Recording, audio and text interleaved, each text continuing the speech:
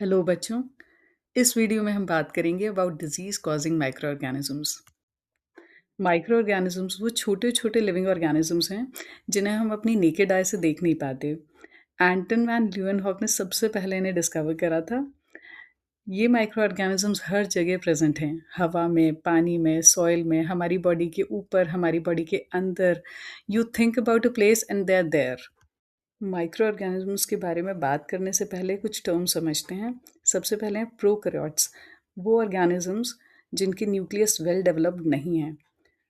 Next is eukaryotes, वो organisms जिनके nucleus well developed हैं और न्यूक्लियर मेम्ब्रेन से कवर्ड हैं। एरोब्स, वो ऑर्गेनिजम्स जो ऑक्सीजन की प्रेजेंस में रेस्पिरेशन कर सकते हैं। एनारोब्स, वो ऑर्गेनिजम्स जो ऑक्सीजन की एब्सेंस में रेस्पिरेशन करते हैं। Let's talk about bacteria. Bacterias unicellular हैं, प्रोकैरियोट्स हैं, अलग अलग शेप्स के होते हैं, स्फेयर, रॉड लाइक या स्पाइरल। और ये एरोबिक या एनारोबिक हो सकते हैं। वायरसेस जब तक किसी लिविंग ऑर्गेनिज्म के बाहर हैं तब तक डेड हैं, और जैसे ही किसी लिविंग ऑर्गेनिज्म के बॉडी में एंटर करते हैं तो वो उनके सेल्स को यूज़ करके मल्टीप्लाई और डिवाइड करना शुरू करते हैं। फंगसेस मल्टीसेल्युलर यूकैरियोटिक ऑर्गेनिजम्स हैं, और इनके पास अपना क्लोरोफिल नहीं है जिसकी वजह से फोटोसिंथेसिस नहीं कर पाते। इनकी जो सेल वॉल है वो एक स्पेशल तरह के मटेरियल की बनी है जिसको बोलते हैं chitin. Next is parasites. Parasites वो ऑर्गेनिजम्स होते हैं जो दूसरे ऑर्गेनिज्म जिसे होस्ट बोलते हैं उसके ऊपर डिपेंडेंट होते हैं अपने फूड के लिए। ये किसी होस्ट की बॉडी के ऊपर या अंदर रह सकते हैं, जैसे अमीबा या टेपवर्म। कुछ बैक्टीरियल डिजीज़ेज़ हैं, ट्यूबरकुलोसिस, पर्टसिस जिसे वूपिंग कफ भी बोलते हैं, या फिर कॉलरा, टाइफॉइड, टेटनस। कुछ वायरल डिजीज़ेज़ हैं, फ्लू, स्मॉल पॉक्स, रूबेला, कोविड-19। ब्लड या सेक्सुअली ट्रांसमिटेड डिजीज़ेज़ का एग्जांपल है एड्स, हेपेटाइटिस बी, सी।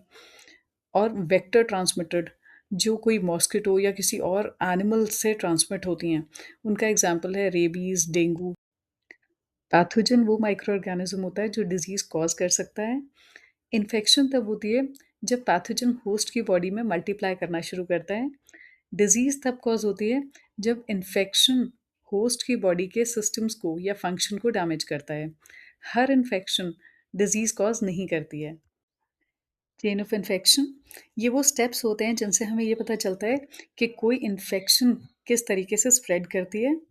इस चेन का पहला लिंक होता है पैथोजेनिक माइक्रो ऑर्गेनिज्म जैसे बैक्टीरिया या virus. The second link is reservoir, जहाँ वो पैथोजन सर्वाइव करता है जैसे सॉयल, वाटर या कोई host.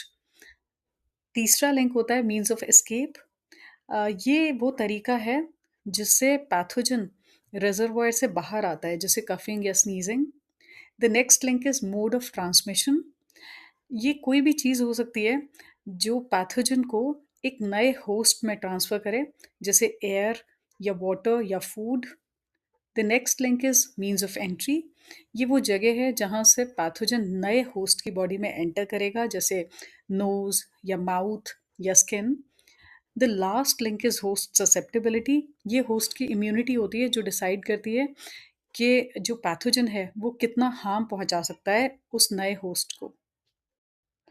Portal of entry host की बॉडी का वो पार्ट होता है जहाँ से पैथोजन उसकी बॉडी में एंटर करता है। ये रेस्पिरेटरी ट्रैक हो सकता है जैसे नोज, या गैस्ट्रोइंटेस्टिनल ट्रैक हो सकता है जैसे माउथ, या यूरोजेनिटल ट्रैक, या स्किन में कोई कट्स या वुंड्स। एपिडेमोलॉजिकल ट्रायंगल वो मॉडल होता है जो साइंटिस्ट्स को इन्फेक्शियस डिजीजेस और उनके स्प्रेड को समझने में हेल्प करता है। इस ट्रायंगल के तीन वर्टिसेस होते हैं, एजेंट, होस्ट और environment. Agent is the what of the triangle, ये वो पैथोजन है जो इन्फेक्शन कॉज करता है। Host is the who of the triangle, ये वो ह्यूमन या एनिमल होता है जिसको इन्फेक्शन लगती है। Environment is the where of the triangle, ये वो सारे एक्सटर्नल फैक्टर्स होते हैं जो इन्फेक्शन को स्प्रेड करने में हेल्प करते हैं, जैसे एयर या वाटर या पोल्यूशन। टू सम अप, इस सेशन में हमने समझा कि कैसे माइक्रो ऑर्गेनिज्म स्प्रेड करते हैं और डिजीजेस कॉज करते हैं। The best thing is we can prevent all these infections by following simple hygiene practices like hand washing. With this we come to the end of the session.